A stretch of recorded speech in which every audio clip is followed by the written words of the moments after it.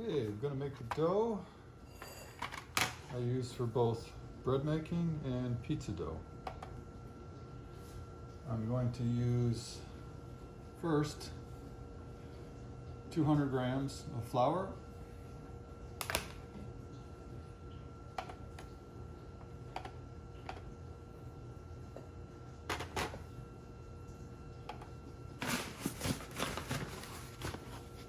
all-purpose flour,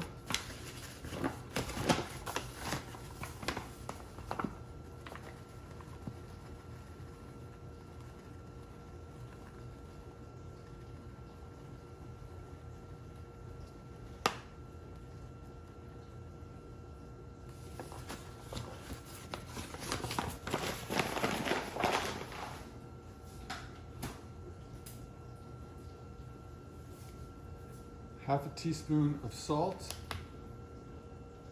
and a half a teaspoon of yeast.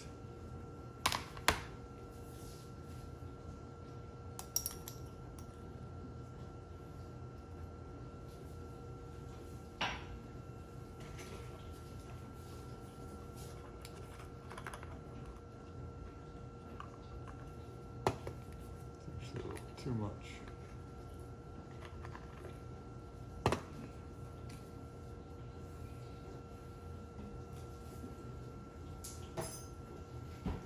And then the last ingredient, 160 grams of water.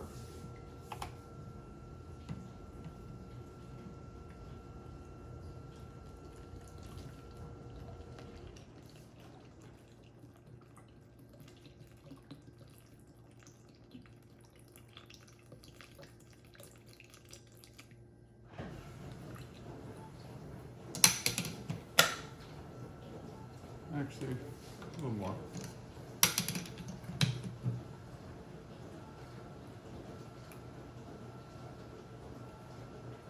There we go. And stir.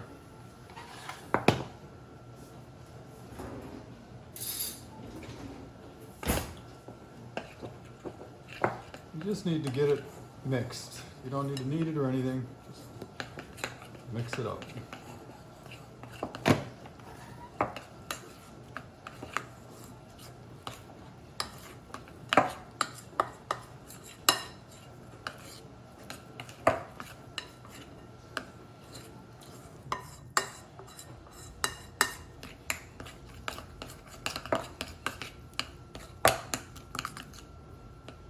Okay.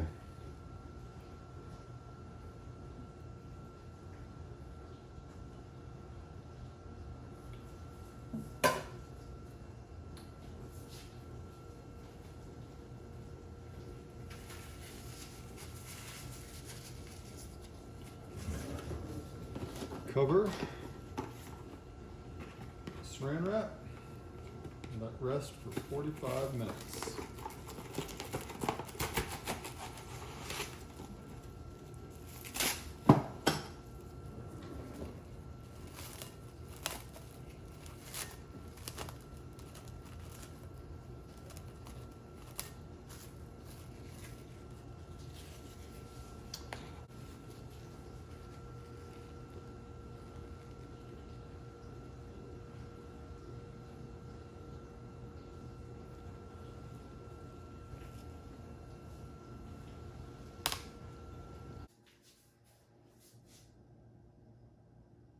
Okay, 45 minutes are over.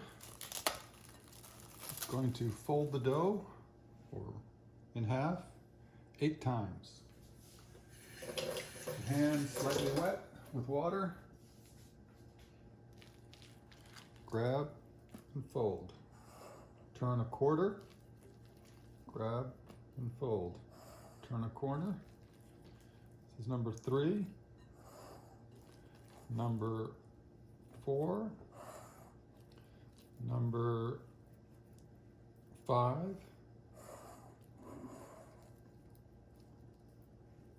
6,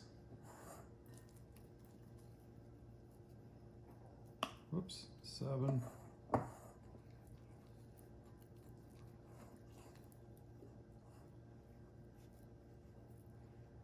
8. Okay, wrap it up. Should say cover it up. 45 more minutes.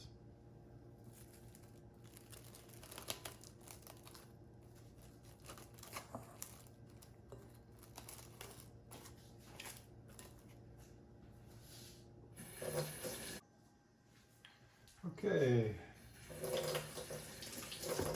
45 minutes has gone on through. We're going to fold a second time. As you can see, it's gotten larger.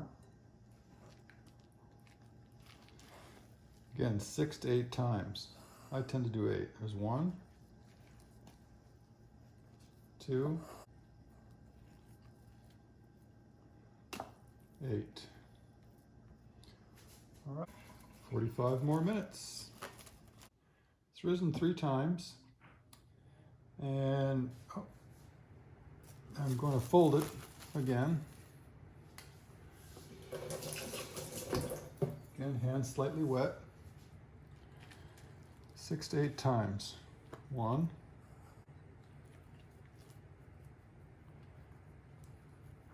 7,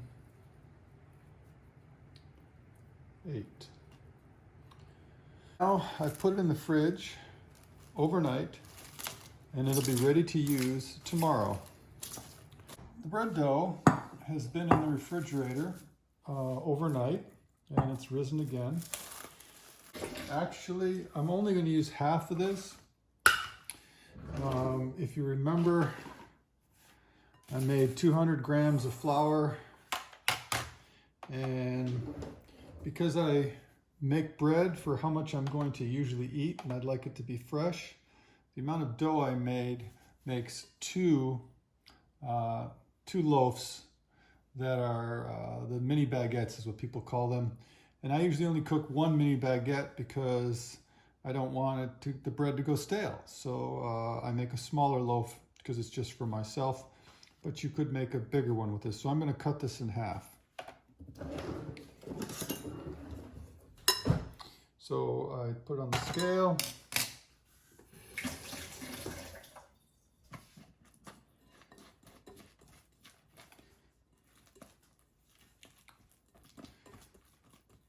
Okay, and 0 out the scale, weigh it, 354, that's 277 a piece, excuse me, 177 a piece.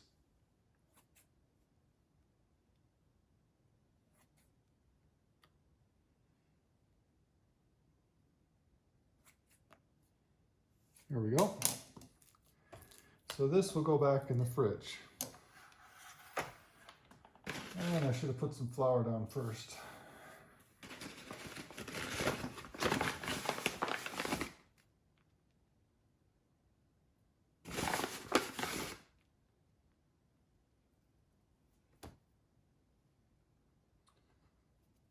Okay. Put away the dough, and I will make a pizza with this leftover piece of dough next. Maybe later today.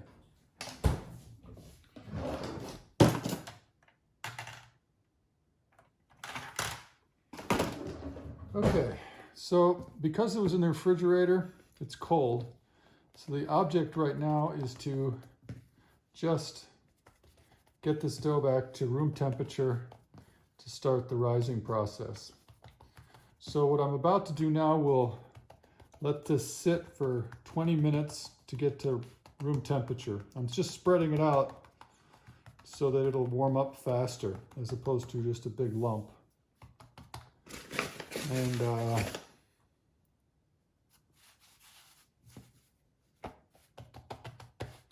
okay. Cover that.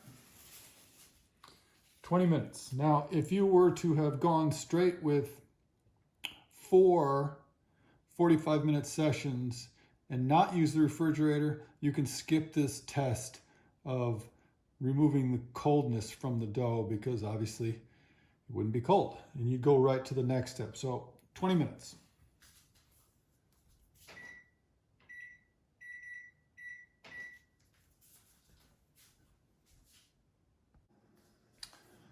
Okay, 20 minutes is over. Now,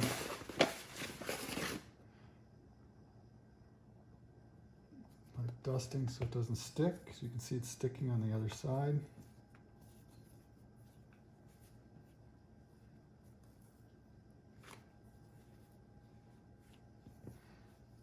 Okay. All right.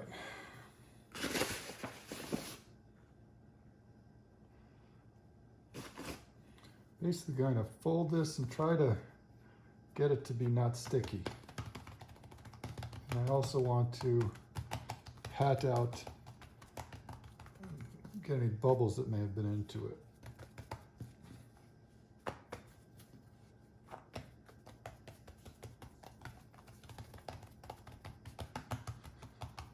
Trying to get it into a uniform rectangular shape. May not be as easily possible. So let's see, maybe if I do it like this. There we go.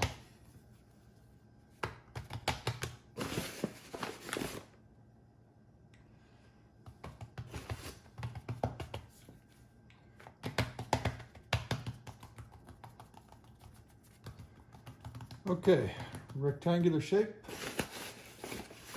Going to make it into a log or roll it into a tubular shape. So do it this way so you can see better. I'm basically rolling it and somewhat stretching. If you can see, I pull a little bit so it's stretching, and I'm even just moving it like this, just rolling it. This is going to be similar to what the shape's going to be when it's finalized before I bake it. Okay, and then I get to there, just to connect these, use my thumb, push down.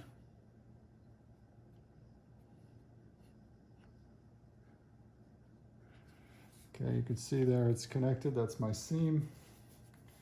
I sometimes pinch the ends a little bit, roll it just to get the flour on it.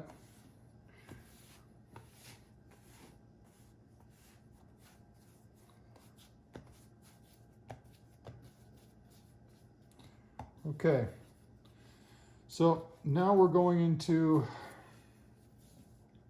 what I consider the first rising, because before it was cold dough out of the fridge, now it's at room temperature. So this is one of two risings, and they'll be 30 minutes each. As I said, if you were to go directly without using the refrigerator from the previous 445 minutes, you would go directly to this sort of flattening out rectangular shape and then rolling and go right into 45 minutes. You'd skip that whole 20-minute session. So 30 minutes. Cover, set the timer. Okay, 30 minutes are up.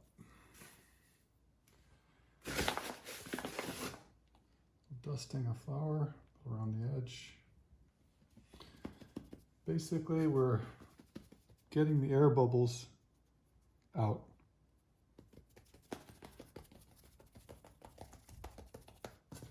Flip it over.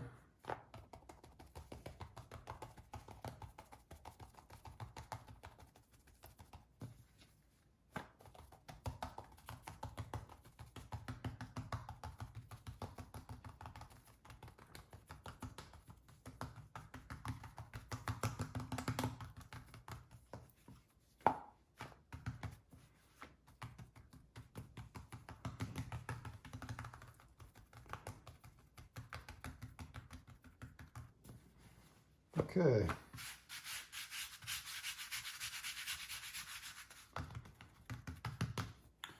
So now we're going to shape it to the shape of the roll again. And we want it about that big. So I just folded it like that and giving it some more air bubbles out. Okay, now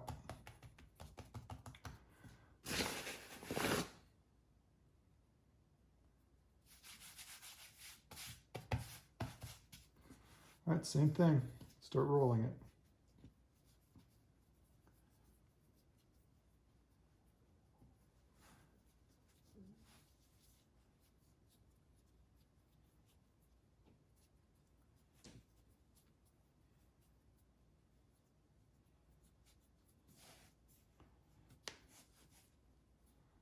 Okay, get to the end, rinsing it down.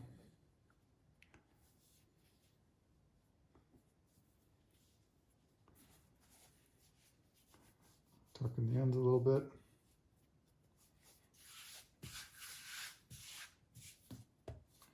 Okay, got our shape.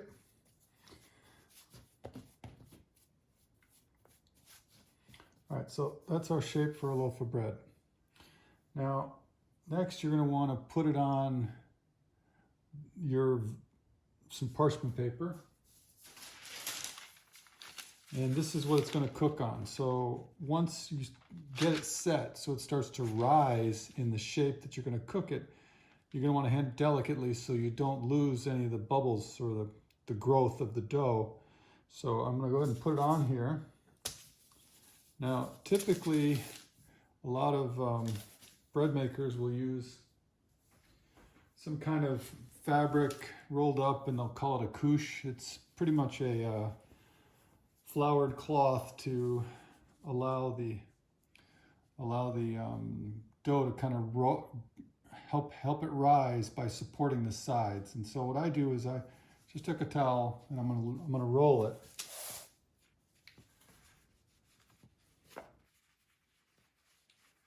Roll it from both sides. So once I get about halfway, roll from the other side until these are about the same size. You see that? And turn it down and make what a couche would look like. It's a French word, I guess, for the dough makers, and you can Google it if you want. So that sides are going to help hold the shape as the dough rises. And normally the dough would go right in the fabric. This would be flour, but the dough can stick to the fabric unless it's really heavily floured. So by doing it like this, you can see I get that same effect and then not have to worry about it. So I'll let that sit now for 30 more minutes covered. Again, just a piece of saran wrap. And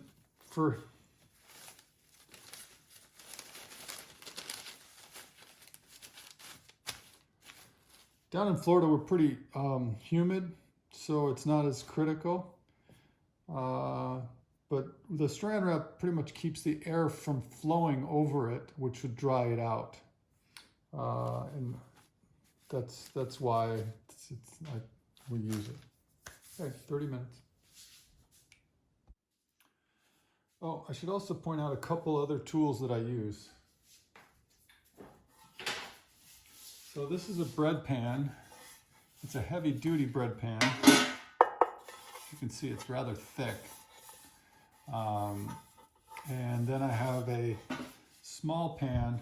Now I bent the edges up around it, and what that does is it holds the pan in place.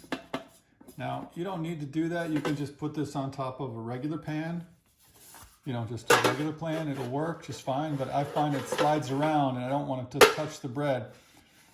The reason I'm showing this to you now is my oven takes about 20 minutes, 25 minutes to preheat. So now's a good time to turn your oven on. Turn it on to about 400 degrees preheating, because that's the temperature it's going to cook at. So preheat the oven, and I put the pan in the oven to preheat this pan. Okay.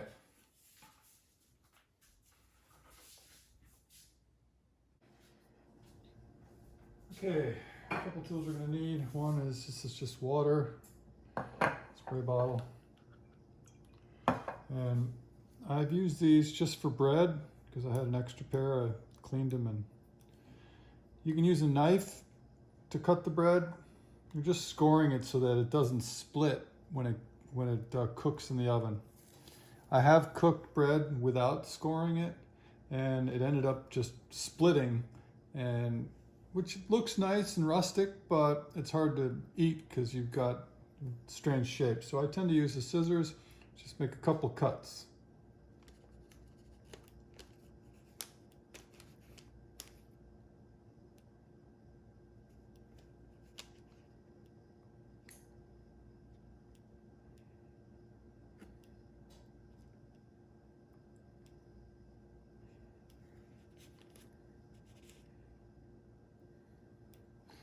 Okay,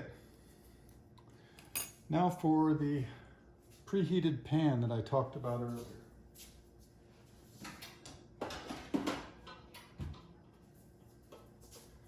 Now this pan is hot, as you can see. So I then take the bread, delicately move it onto the pan, and then spray with water. Now, this next part, it's hard for this pan to grip it, so I actually have a little thing to help me hold the pan up, because I want steam inside this. The whole reason is to create a steam chamber so the bread will cook. And if you watch what happens, see the steam's coming out. Okay, now when that cooks, hopefully that'll hold the steam in. Okay, it goes into the oven 400 degrees for 16 minutes.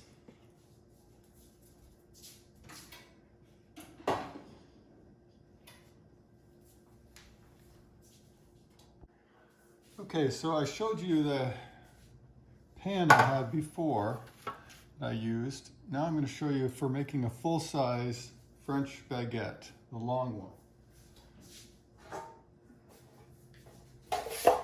This pan, you can buy this pan. It's called a commercial size bread loaf pan. So like when they're making a loaf of bread that they might sell at the grocery store that's much longer, this is the size pan they use. So to do the same thing before, since this is thinner, I don't preheat it when I use it because it's aluminum and it's very thin. It won't hold the heat very well. But the whole purpose of this is to hold the steam inside the chamber when the bread is cooking. So this particular pan happens to fit exactly into a normal sheet pan, and it could hold two if you were going to perhaps make two French long baguettes, and it would hold the steam in. Anyway, that's what I use that for. Okay, 16 minutes are up. Taking the bread out of the oven. Now, when I open this, you're going to see the steam rise out. I hope you see it anyway. See that steam just came out? So now the bread is basically done, but it needs to be browned, so it goes in for another 10 minutes at 400 degrees.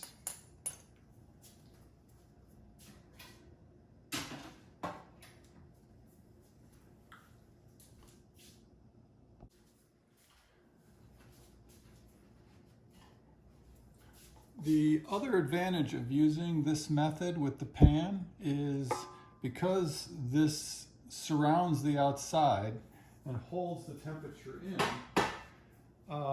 it's not so critical that the oven has to be a big expensive oven. And so I will show you the oven that I am using.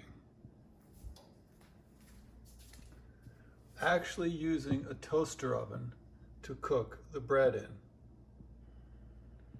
And it works great. Here's my 400 degrees. Okay, it's been 10 more minutes. Taking the bread out.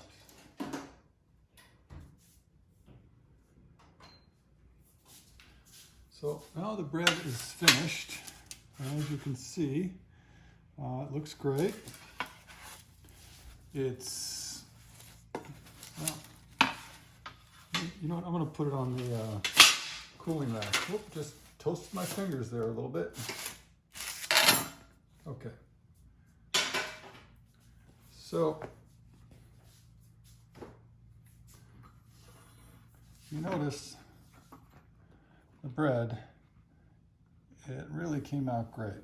And if you want it to get the true French bread color, you need to cook it longer. I actually don't like it to be as crispy or as hard on the outside.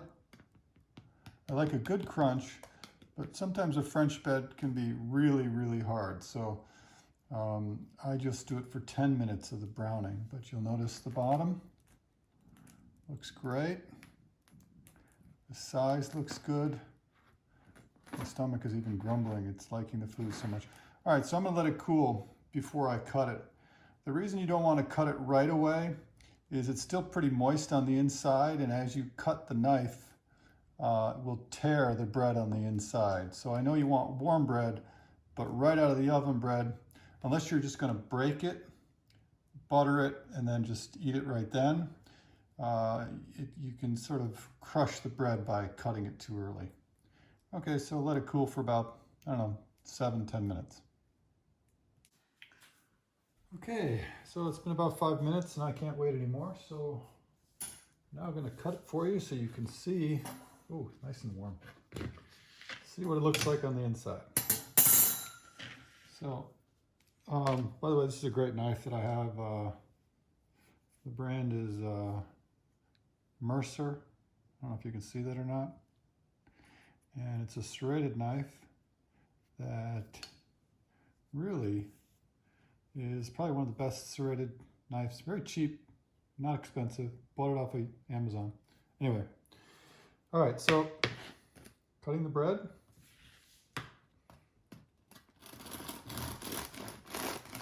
See the crunch. Okay, to give you an idea, the bread really looks great. The bread itself came out nice. The loaf, you can see the splits, it's just really trying to come out. All right.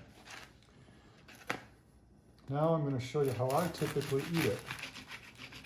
So obviously most people would use butter on their bread, and that is great, but I personally like to use aged Gouda. So this is some Gouda that I sliced up a little earlier. Set it on there, and that'll taste nice.